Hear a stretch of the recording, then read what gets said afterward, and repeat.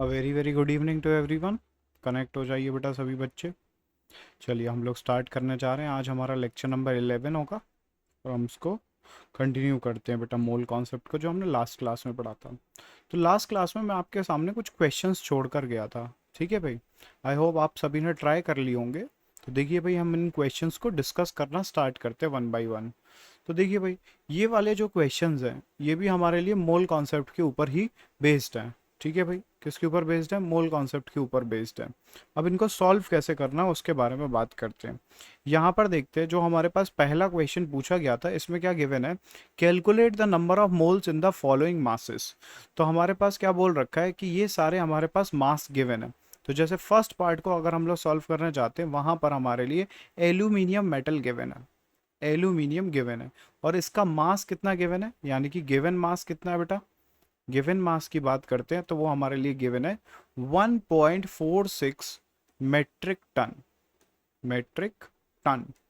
और अगर हम इसको चेंज करना चाहते किलोग्राम में तो ये कितना हो जाएगा? 1.46 टाइम्स 10⁻³ किलोग्राम हो जाएगा। क्यों? क्योंकि हमें पता है कि 1 टन, 1 मेट्रिक टन किसके इक्वल होता है? 10⁻³ kg के बराबर होता है। तो ये हम लोगों ने इसको kg के अंदर चेंज कर लिया। अब देखो बेटा, अगर मुझे इसको ग्राम में चेंज करना है तो क्या करूंगा मैं? 1.46 टाइम्स 10⁻³ इंटू 10⁻³ ग्राम्स कर लिख सकता हूं मैं। क्यों? क्योंकि मेरे को पता है 1 kilogram is equals to how much? 10⁻³ gram होता है। तो ये हम लोग इस तरीके से लिख सकते हैं। अब आप क्या नोटिस करेंगे कि हमसे पूछा गया है मोल्स कैलकुलेट करने के लिए। तो मैं क्या फॉर्मूला लिखूंगा? Moles of aluminium is equals to given mass of aluminium, given mass of aluminium, given mass of aluminium divided by molecular mass या फिर atomic mass of aluminium, atomic mass of aluminium। तो ये हमारे लिए कितना आ जाएगा? Given mass कितना है बेटा? देखो, 1.46 टाइम्स 10⁻³ टाइम्स 10⁻³ डिवाइडेड बाय, और ये ग्राम है बेटा, किस में लिखा है? ग्राम में। अपॉन हम लोग इसका एटॉमिक मास जो निकालते हैं वो कितना होता है एल्यूमिनियम का? आपने देखा होगा 27 होता है ग्राम पर मोल होता है। कितना होता है? 27 ग्राम पर मोल।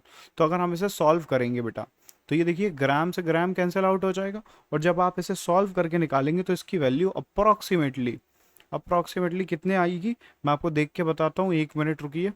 मैं आपको इसकी वैल्यू देख के बता देता हूँ कितनी वैल्यू आने वाली है इसकी। ठीक है भाई, तो इसकी वैल्यू आ रही है 5.41, 5.41 टाइम्स 10⁻⁴, 10⁻⁴ मोल्स के इक्वल आ रही है बेटा। कितनी आ रही है? 5.41 इंटू 10⁻⁴ मोल्स के इक्वल आ रही है। ठीक है भाई, अब इसके बाद जो सेकंड वाला पार्ट है, ये तो हमने फर्स्ट पार्ट को सॉल्व कर लिया। अब सेकंड पार्ट को सॉल्व करने जा रहे हैं भाई। तो सेकंड पार्ट को देखिए बेटा कैसे सॉल्व करेंगे। तो यहाँ पर हमें क्या है भाई? कैल्शियम गिवन है। तो कैल्शियम के लिए गिवन मास कितना है? इसका गिवन मास कितना है बेटा? गिवन मास है 7.9 मिलीग्राम है। 7.9 मिलीग्राम। और इस मिलीग्राम को अगर मैं ग्राम में चेंज करना चाहता हूँ तो हम कैसे लिख सकते हैं? 7.9 टाइम्स 10⁻। अब देखिए, ये ग्राम जो होता है, मिलीग्राम और ग्राम के बीच में क्या रिलेशनशिप होता है? 10⁻³ का। तो ये 10⁻³ ग्राम लिख सकते हैं। अब इसी तरीके से अगर हम लोग चाहें तो क्या करेंगे? मोल्स ऑफ कैल्शियम को निकाल लेंगे। मोल्स ऑफ कैल्शियम ये किसके बराबर आ जाएगा? Given mass of calcium, given mass of calcium divided by atomic mass of calcium, atomic mass of calcium.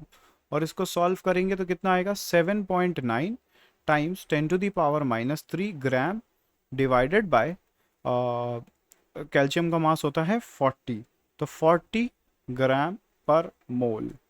और इसको जब हम लोग सॉल्व कर लेंगे तो हमारे पास आंसर कितना आएगा वो हम चेक कर लेते हैं भाई। ग्राम से ग्राम कैंसिल हो जाएगा और जब आप इसे सॉल्व कर लेंगे तो इसकी वैल्यू ऑलमोस्ट आएगी 1.97 इंटू 10⁻⁻⁴ मोल के इक्वल आएगी।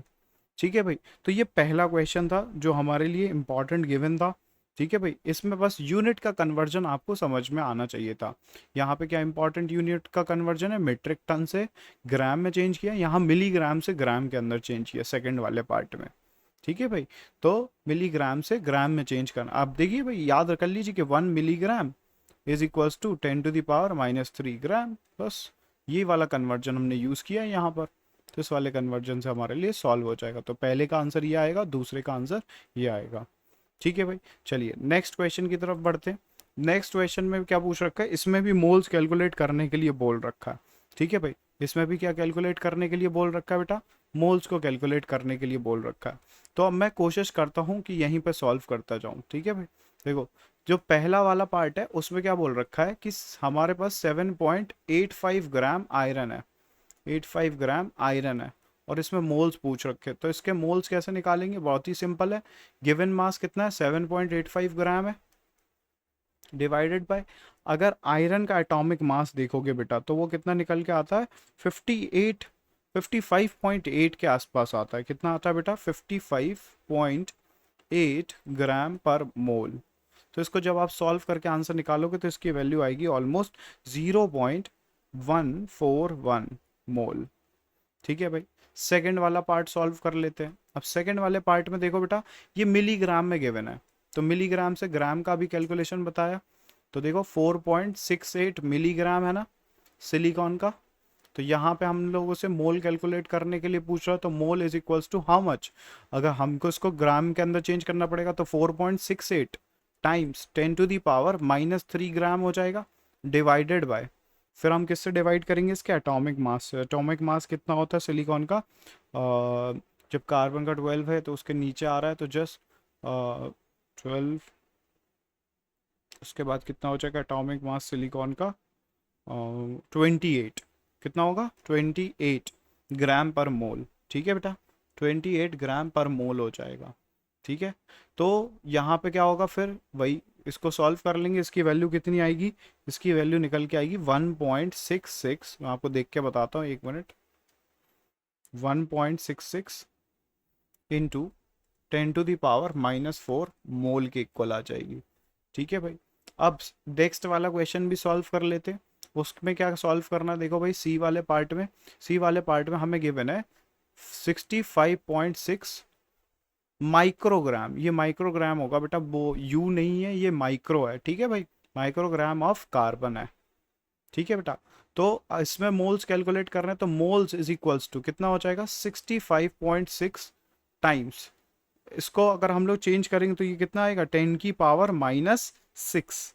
क्यों, माइक्रो प्रीफिक्स होता है और 10⁻⁻6 से रिप्रेजेंट करेंगे, ग्राम अपॉन, और इसका कार्बन का मास कितना होता है 12 ग्राम पर मोल। इसको जब हम लोग सॉल्व कर लेंगे तो आंसर कितना निकल के आएगा, 5.47 टाइम्स 10⁻⁻6 मोल्स निकल के आएगा। तो बहुत ही सिंपल सा क्वेश्चन था। ठीक है भाई, बहुत ही सिंपल सा क्वेश्चन था, आप एक बार इसको ध्यान से नोट कर लीजिए। बस यहाँ पर जो इम्पोर्टेंट बात है कि आपको जो फॉर्मूला मैंने पढ़ाया है, क्या फॉर्मूला पढ़ाया है यहाँ पे, एक ही फॉर्मूला इंपॉर्टेंट यूज हो रहा है, जो कि क्या है, number of moles is equals to given mass of substance, given mass of substance divided by atomic mass या फिर molar mass of substance, of substance. और इम्पॉर्टेंट बात क्या है कि ये वाला जो मास होगा बेटा, ऊपर जो आप मास रखोगे वो ग्राम में रखोगे, तो नीचे वाला आपको किस में रखना पड़ेगा, ग्राम पर मोल में रखना पड़ेगा, तभी आपके पास क्या आएगी, नंबर ऑफ मोल्स निकल के आएंगे। और यही फॉर्मूला हमारे लिए बहुत ही ज़्यादा इम्पॉर्टेंट है। ठीक है भाई, तो सभी बच्चे इस फॉर्मूले को नोट कर लीजिए, और इस फॉर्मूले पे बेस्ड अभी मैंने आपको कुछ क्वेश्चंस भी कराए हैं।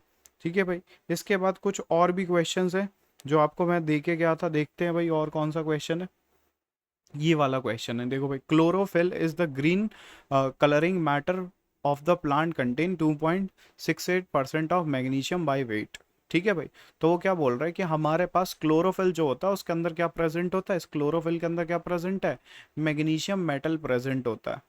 और वो मैग्नीशियम मेटल कितने अमाउंट में प्रेजेंट होता है, वो 2.68% बाई वेट होता है, 2.68% बाई वेट प्रेजेंट होता है। ठीक है भाई, अगर हम क्लोरोफिल, इसका मतलब क्या इन्फ्रेंस निकाल सकते हैं, अगर मेरे पास 100 ग्राम क्लोरोफिल है, क्लोरोफिल है, तो मेरे पास उसमें मैग्नीशियम मेटल कितना निकल के आएगा, उसके अंदर मेरे पास 2.68 ग्राम तो मैग्नीशियम मेटल होगा, मैग्नीशियम मेटल होगा, ये बात बोल रहा है।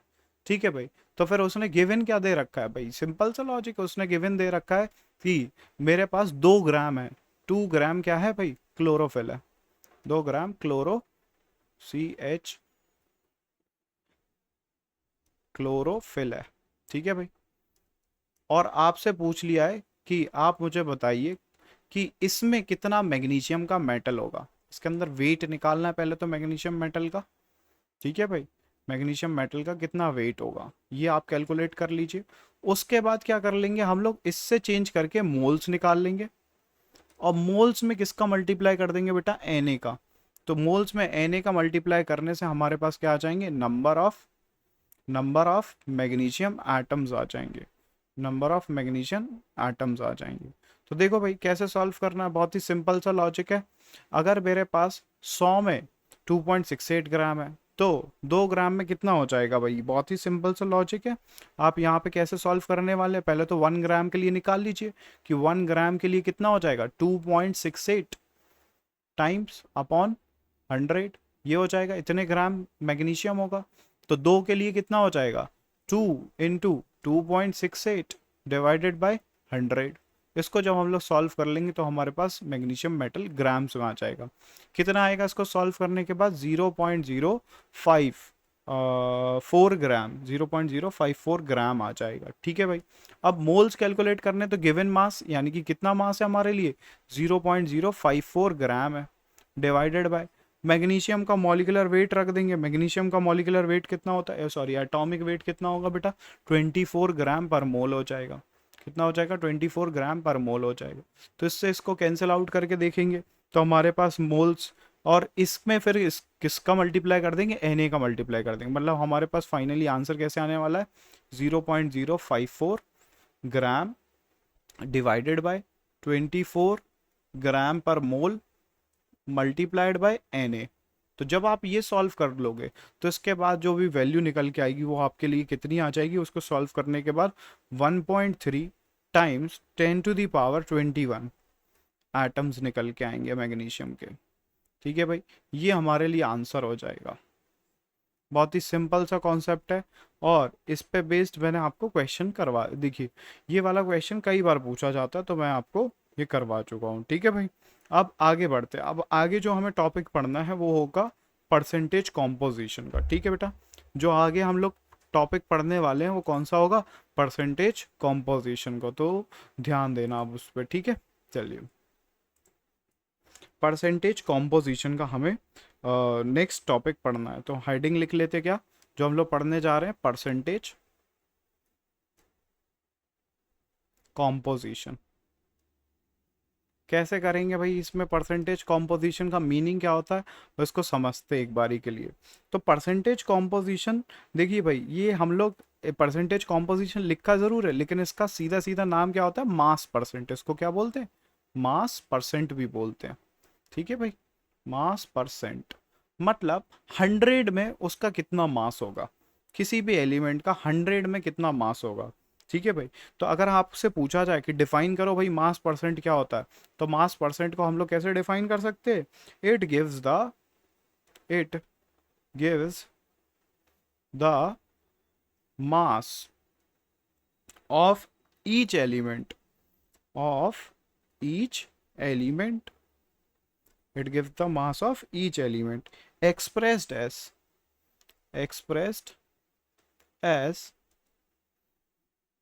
the percentage of the total mass, the percentage of total mass। ठीक है भाई, देखो बेटा अब कैसे करना है मैं आपको बताता हूँ एग्जाम्पल के तौर पे। जैसे मैंने बोला कि मेरे पास एक मॉलिक्यूल है H2O, क्या है भाई, H2O। इस H2O के अंदर हमारे पास दो एलिमेंट प्रेजेंट है, एक तो हाइड्रोजन प्रेजेंट है और एक ऑक्सीजन प्रेजेंट है। तो मैं आपसे पूछूं कि हाइड्रोजन कितने मास में प्रेजेंट है और ऑक्सीजन का मास कितना प्रेजेंट है 100 में। तो कुछ नहीं करना है भाई, बहुत ही सिंपल सा लॉजिक है। मुझे क्या करना है, अगर आपसे परसेंटेज कॉम्पोजिशन पूछा जा रहा है तो आपको क्या करना है, देखिए भाई वैसे तो सिंपल तरीका होता है, मैं आपको एक बार निकाल के दिखाता हूँ, फिर हम उसका फॉर्मूला भी ड्राइव कर लेंगे। तो हाइड्रोजन का मास कितना होता है भाई, 1 होता है। लेकिन यहाँ पर इस मॉलिक्यूल के अंदर कितने हाइड्रोजन है, अगर हम इस मॉलिक्यूल का मॉलिकुलर मास निकालें, मोलर मास कैलकुलेट करते हैं वाटर का, तो हम लोग कैसे निकालते हैं, 2 × 1 प्लस 1 × 16, इस तरीके से कैलकुलेट करते हैं, और ये कितना निकल के आता है 18 AMU के आसपास आ जाता है। ठीक है भाई, 18 के आसपास। तो अगर मुझसे पूछा जा रहा है कि आप मुझे बता दीजिए हाइड्रोजन का क्या परसेंटेज होगा, ठीक है भाई, तो हाइड्रोजन का परसेंटेज कैसे निकालेंगे, परसेंटेज ऑफ हाइड्रोजन कैसे निकालेंगे। तो देखो बेटा, हाइड्रोजन 2 थे, इनटू उसका मास कितना है भाई 1, अपॉन टोटल मास कितना है मॉलिक्यूल का 18 इंटू 100। इसको सॉल्व कर देंगे तो हमारे पास मास परसेंट किसका आ जाएगा, हाइड्रोजन का आ जाएगा। जो भी आ रहा हो आप इसको सॉल्व करके देख सकते हैं। ठीक है भाई, अब इसी तरीके से अगर मुझसे परसेंटेज ऑक्सीजन का पूछा जाए तो मेरे पास एक ऑक्सीजन है, उसका मास 16 है, अपॉन टोटल मास कितना है 18 है, इंटू 100 कर देंगे। अब बताइए, क्या हम यहाँ पे ऐसा नहीं बोल सकते कि आप अगर ये सॉल्व करना चाहते हो तो 1 माइनस परसेंटेज ऑफ हाइड्रोजन कर दो, क्यों, दो ही तो एलिमेंट प्रेजेंट थे, तो 1 में से किसका परसेंटेज माइनस कर दो भाई, परसेंटेज ऑफ हाइड्रोजन का माइनस, सॉरी 1 में से नहीं, 100 में से, किस में से, 100 में से परसेंटेज ऑफ हाइड्रोजन माइनस कर दो। ठीक है, 1 तो तब करते जब हमारे पास फ्रैक्शन होता है। ठीक है बेटा, तो इस तरीके से सॉल्व कर सकते हैं। अब फॉर्मूला लिख लेते हैं बेटा, फॉर्मूला क्या होगा, अगर हम लोग इसका फॉर्मूला देखना चाहते हैं तो आपसे पूछा जाए mass percentage of each element of an element is equals to, किसके बराबर होगा ये होगा mass of element, mass of that element, ठीक है भाई, in 1 mole compound, in 1 mole compound, divided by total molar mass of the compound, यानी कि इधर पे बस सीधा क्या लिख लेते हैं, molar mass of compound, into क्या करना पड़ेगा 100, क्यों, क्योंकि परसेंटेज की बात हो रही है, तो इनटू क्या करना पड़ेगा बेटा 100। तो इस तरीके से हम लोग क्या निकाल सकते हैं भाई, इस तरीके से मास परसेंट को कैलकुलेट कर सकते हैं। ठीक है भाई, बहुत ही सिंपल सा और छोटू सा तरीका है किसको कैलकुलेट करने का, परसेंटेज कैलकुलेट करने का। ठीक है भाई, एग्जाम्पल और देख लेते हैं बेटा, और एक अच्छे एग्जाम्पल की बात कर लेते हैं भाई। देखो, जैसे मेरे पास क्या है भाई, मान लेते हैं मेरे पास ग्लूकोज है, ग्लूकोज का फॉर्मूला क्या होता है, ग्लूकोज की बात करें तो ग्लूकोज का फॉर्मूला होता है C6H12O6। ठीक है भाई, और इसमें पूछा जा रहा है कि आप सारे एलिमेंट के परसेंटेज कॉम्पोजिशन बता दीजिए। तो आप कैसे निकालेंगे भाई, मान लेते हैं हमसे सारे एलिमेंट के परसेंटेज कॉम्पोजिशन पूछ रहा है, तो आप कैसे सॉल्व करने वाले हैं, बहुत ही सिंपल है। अगर परसेंटेज कार्बन का पूछ रहा है तो आपको क्या करना है, पहले तो इसका मॉलिकुलर मास कैलकुलेट कर लेते हैं, molar mass is equals to कितना आएगा भाई, देख लेते, 6 × 12 प्लस 12 × 1 प्लस 6 × 16, इसको सॉल्व करेंगे तो आंसर कितना आएगा 180 AMU आएगा, 180। ठीक है भाई, अब देखो, अब यहाँ पे परसेंटेज कार्बन का पूछ रहा है, तो कार्बन कितना है भाई, 6 है कार्बन, इनटू उसका मास कितना होता है 12, अपॉन टोटल मॉलिकुलर मास कितना है 180, इनटू क्या करना पड़ेगा बेटा 100 करना पड़ेगा। तो इसको सॉल्व करके परसेंटेज कार्बन निकाल सकते हैं। परसेंटेज हाइड्रोजन की बात करें तो कितना है भाई, 12 हाइड्रोजन है, सबका मास एक एक होता है, अपॉन 180, इनटू क्या करना पड़ेगा 100 करना पड़ेगा। बहुत ही सिंपल सा लॉजिक है। ठीक है, क्योंकि 12 हाइड्रोजन थे, सबका मास 1 था, अपॉन 180, 180 मतलब टोटल मास रखा है, इंटू 100। ठीक है भाई, इसी तरीके से अगर मैं परसेंटेज ऑक्सीजन का पूछता तो आप कैसे निकालते, 6 × 16 अपॉन 180 × 100। तो इसकी वैल्यू ज़रा सॉल्व करके निकाल के भी देखते हैं हम लोग, एक बारी के लिए इनको निकाल के भी देखते हैं तो कितनी वैल्यू आ रही है। इसको जब आप सॉल्व करोगे तो कितनी वैल्यू आ रही है, ये हमारे लिए निकल के आ रही है 40.1 0%। कार्बन की वैल्यू, हाइड्रोजन की जो वैल्यू निकल के आ रही है वो निकल के आ रही है 6.67%। और जो हमारे पास ऑक्सीजन की वैल्यू निकल के आ रही है बेटा, वो कितनी है? 53.33%। ठीक है भाई। तो इस तरीके से हम लोग कैलकुलेट कर सकते हैं। अब इसी पे बेस्ड आपको कई सारे क्वेश्चन देखने को मिल जाएंगे। ठीक है, मैं आपको एक और क्वेश्चन कराता हूँ जो थोड़ा सा मतलब एक तरीके से इंपॉर्टेंट तो नहीं बोलेंगे, उसमें एक कॉन्सेप्ट लगेगा जिसको बोलते हैं वाटर ऑफ क्रिस्टलाइजेशन। ठीक है भाई, वाटर ऑफ क्रिस्टलाइजेशन का कॉन्सेप्ट लगने वाला है। ठीक है भाई, चलिए देखिए एक क्वेश्चन बताता हूँ मैं आपको। अब आपसे पूछा गया है, देखिए भाई इस क्वेश्चन में क्या पूछा गया है, लिख देता हूँ मैं। Calculate the percentage of water,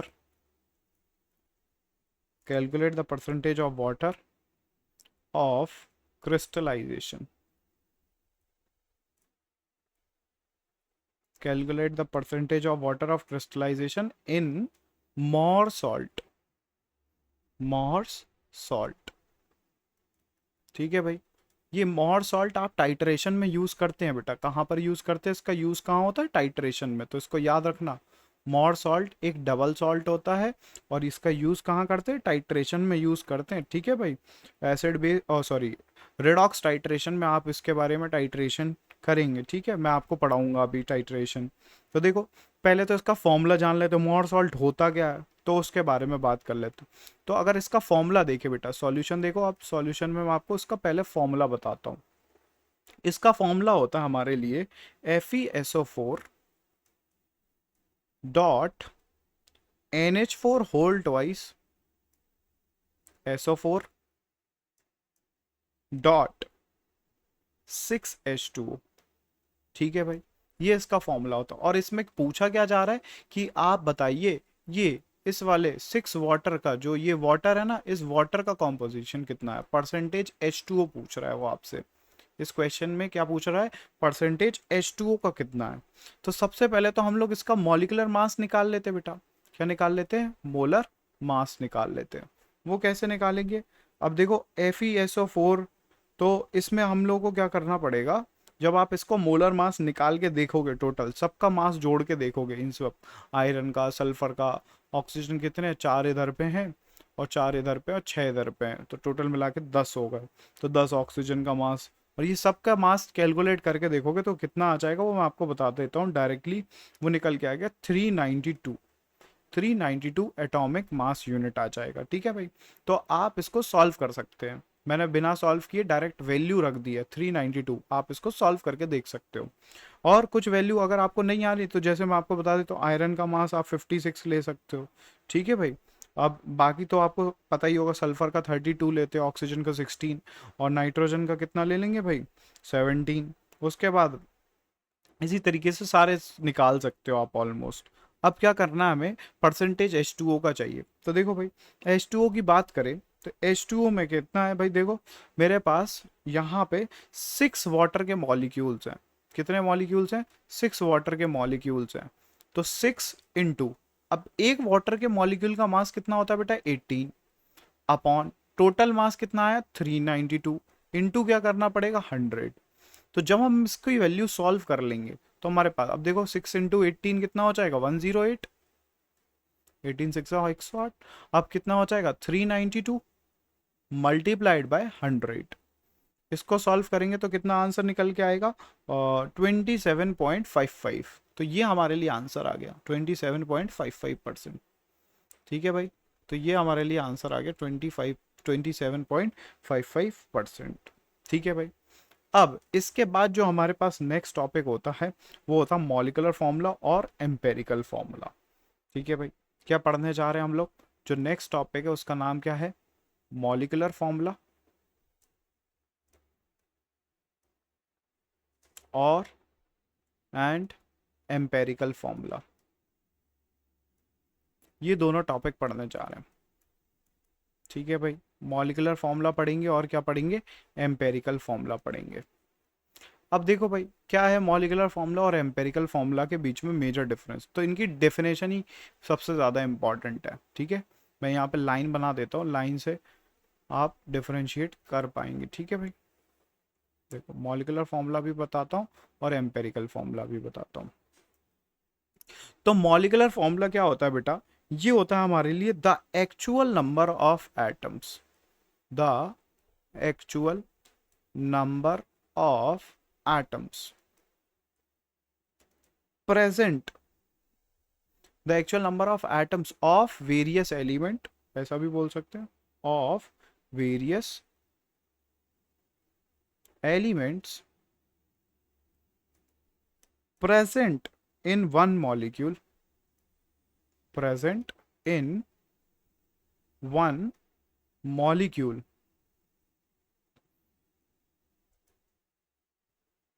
present in one molecule, called as molecular formula, molecular formula। ठीक है भाई, ये इसकी डेफिनेशन है, मॉलिक्यूलर फॉर्मूला की डेफिनेशन है। तो इसी तरीके से एम्पेरिकल फॉर्मूला की भी डेफिनेशन देख लेते हैं। वो क्या होता है, इट इज द फॉर्मूला, ऐसे लिखते हैं, the formula which gives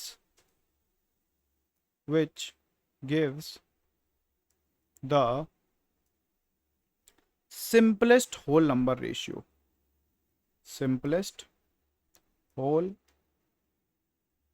number ratio of the various atoms, of the atoms of various elements, various elements present in one molecule,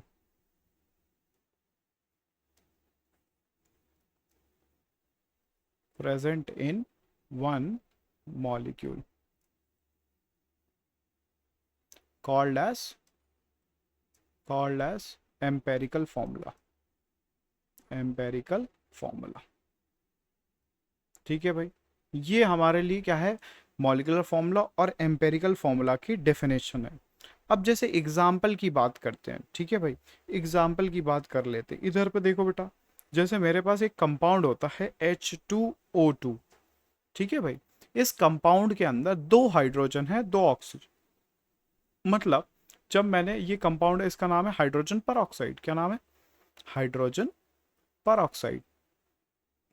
तो जब ये हाइड्रोजन पर मैंने पिक किया, तो इसका मतलब क्या है, मेरे पास 2 हाइड्रोजन के एटम है, 2 ऑक्सीजन के एटम है, वो अटैच्ड हैं इस तरीके से, हाइड्रोजन ऑक्सीजन ऑक्सीजन और यहाँ पर हाइड्रोजन, इस तरीके से अटैचमेंट है। ठीक है भाई, मतलब इस मॉलिक्यूल के अंदर टोटल मिला के कितने एटम्स आ रहे हैं, 4 एटम्स आ रहे हैं। इस मॉलिक्यूल के अंदर कितने एटम्स आ रहे हैं, 4 एटम्स आ रहे हैं। लेकिन अगर हम लोग यहाँ पे बात करते बेटा, इसके एग्जाम्पल में देखो क्या आएगा, इस अगर H2O2 का मैं कॉम्बिनेशन करके बताता हूँ, तो मैं क्या बोलूंगा, यहाँ से इसका एम्पेरिकल फॉर्मूला क्या निकल के आएगा, H2O2 का molecular formula, empirical formula change हो जाएगा, HO निकल के आएगा। क्यों, HO क्या है, इसका मॉलिक्यूलर एम्पेरिकल फॉर्मूला क्यों है भाई, इसका एम्पेरिकल फॉर्मूला HO क्यों हो गया, क्यों, क्योंकि हमारे पास ये यही तो बताता है सिंपलेस्ट होल नंबर रेशियो है, मतलब एक हाइड्रोजन एक ऑक्सीजन से कंबाइन हो रहा है। तो बस एम्पेरिकल फॉर्मूला इतने ही डिटेल बताता है कि एटम किस रेशियो में कंबाइन कर रहे हैं, बस उसको बताता है सिंपलेस्ट होल नंबर में। लेकिन रियलिटी में अगर हम लोग देखें, तो हो सकता है उससे मॉलिक्यूल डिफरेंट डिफरेंट बन रहे हो, H2O2 बन रहा है, देख रहे हो आप इस बार। अब देखो और एम्पेरिकल फॉर्मूला कैसे निकाल सकते हैं, मैं आपको और भी एग्जाम्पल बताता हूँ, ध्यान से देखो जरा। जैसे मैं यहाँ पे एक टेबल बनाता हूँ, ठीक है भाई, उस टेबल को आप देखना ध्यान से। अगर मैं बात करता हूँ,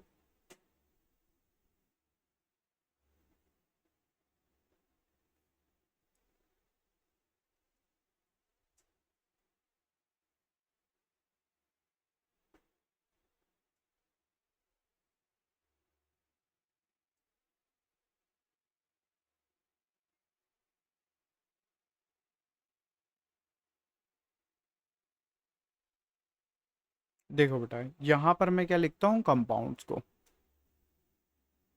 और यहाँ पर क्या लिखता हूँ मैं, उनका मॉलिक्यूलर फॉर्मूला और उनका एम्पेरिकल फॉर्मूला।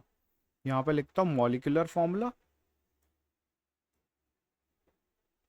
और यहाँ पे क्या लिखता हूँ बेटा, एम्पेरिकल फॉर्मूला, एम्पेरिकल फॉर्मूला। तो ध्यान से देखना बेटा, जैसे सबसे पहला हम कोई कंपाउंड लेते हैं, मान लेते हैं हमने एक कंपाउंड लिया जिसका नाम क्या है भाई, मान लेते बेंजीन लिया हमने। क्या कंपाउंड लिया, बेंजीन। तो बेंजीन का जो मॉलिक्यूल होता है ना, वो बनता है 6 कार्बन एटम से और 6 हाइड्रोजन एटम से। ठीक है भाई।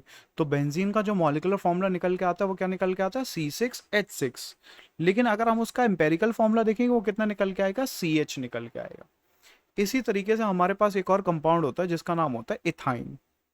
इथाइन का फॉर्मूला होता है C2H2, मतलब इसमें 2 कार्बन होते हैं और 2 हाइड्रोजन होते हैं। अब इसका एम्पेरिकल फॉर्मूला भी सेम ही होता है, CH ही होता है। ठीक है, मतलब एक कार्बन के रिस्पेक्ट में एक हाइड्रोजन आ रहा है। नेक्स्ट देखते हैं बेटा, जैसे मैं बात करता हूँ ग्लूकोज की, ग्लूकोज की। तो ग्लूकोज का फॉर्मूला होता है C6H12O6। अब इसमें सिंपलेस्ट होल नंबर रेशियो अगर हम लोग निकाल के देखें तो हमारे पास निकल के आता है CH2O निकल के आता है। इसी तरीके से एक कंपाउंड होता है हमारे पास जिसका नाम होता है भाई फॉर्मल्डिहाइड। क्या नाम होता है, फॉर्मल्डिहाइड। तो फॉर्मल्डिहाइड का फॉर्मूला होता है HCHO। तो मतलब यहाँ पे इसका तो as it is empirical formula जो होगा वही इसका वो हो जाएगा, तो CH2O लिख दिया मैंने। तो देख रहे हो आप, एम्पेरिकल फॉर्मूला सेम है लेकिन मॉलिकुलर फॉर्मूला क्या हो रहा है, डिफरेंट। और इसका और इसका एम्पेरिकल फॉर्मूला सेम है लेकिन दो डिफरेंट डिफरेंट मॉलिक्यूल हैं। एक हमारे लिए ग्लूकोज है और दूसरा हमारे लिए क्या है, फॉर्मल्डिहाइड है। मतलब अगर आप एम्पेरिकल फॉर्मूला की बात करते हो तो एम्पेरिकल फॉर्मूला दो कंपाउंड्स के लिए सेम हो सकता है लेकिन उनका मॉलिकुलर फॉर्मूला क्या होगा, हमेशा ही दो डिफरेंट कंपाउंड्स का डिफरेंट ही होने वाला है। तो इसको क्या बोलते हैं हम लोग बेटा, ये एक तरीके से हमारे लिए क्या है भाई, एम्पेरिकल फॉर्मूला की डेफिनेशन है भाई। Empirical formula simplest whole number ratio होता है। क्या होता है, सिंपलेस्ट होल नंबर रेशियो होता है। अब इसी तरीके से बात करें, अगर आप मॉलिकुलर फॉर्मूला का मास निकाल लें, इधर से अगर आप मास निकालें इनका, इस इधर से मास निकालें, तो अगर मॉलिकुलर फॉर्मूला है और उसका मास कैलकुलेट कर लें तो हम उसको क्या बोलते हैं, मॉलिकुलर फॉर्मूला मास। उसको क्या नाम देंगे, मॉलिकुलर फॉर्मूला मास बोलेंगे। लेकिन यहां से जब आप कैलकुलेट करके मास निकालोगे तो उसको क्या बोलेंगे, एम्पेरिकल फॉर्मूला मास, एम्पेरिकल फॉर्मूला मास। और इनके बीच में रिलेशनशिप होता है। इनके बीच में क्या रिलेशनशिप होगा, अब बताओ भाई। जैसे अगर मुझे यहां से यहां जाना है, ये एम्पेरिकल फॉर्मूला है, इससे यहां पे जाना है, तो मुझे 6 का मल्टीप्लाई करना पड़ेगा, नहीं करना पड़ेगा। तो इधर पे 6 का फैक्टर है और इधर से इधर जा रहा हूं तो डिवाइड करना पड़ेगा 6 से। तो यही फैक्टर है। तो यहाँ पे एक नंबर का फैक्टर होगा, एक सिंपलेस्ट होल नंबर का फैक्टर होगा, तो उसको हम लोग क्या नाम दे देते हैं, एन नाम दे देते हैं। तो रिलेशनशिप क्या निकल के आता है, वो रिलेशनशिप निकल के आता है हमारे पास जो मॉलिकुलर फॉर्मूला है, मॉलिकुलर फॉर्मूला मास है, वो एन टाइम्स होगा। वो क्या होगा बेटा, एन टाइम्स होगा। किसके एन टाइम्स होगा, एम्पेरिकल फॉर्मूला मास के, एम्पेरिकल फॉर्मूला मास के। ठीक है भाई। तो ये इंपॉर्टेंट रिलेशनशिप निकल के आया। क्या बोला मैंने, जो हमारे पास मॉलिकुलर फॉर्मूला मास होता है वो किसके एन टाइम्स होता है, एम्पेरिकल फॉर्मूला मास के एन टाइम्स होता है।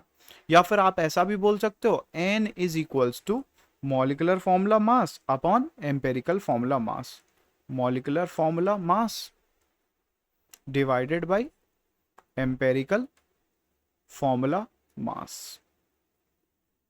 इस पे बेस्ड आपको क्वेश्चन देखने को मिलेंगे भाई। जैसे अभी मैंने आपको एक परसेंटेज कॉम्पोजिशन वाली बात बताई है।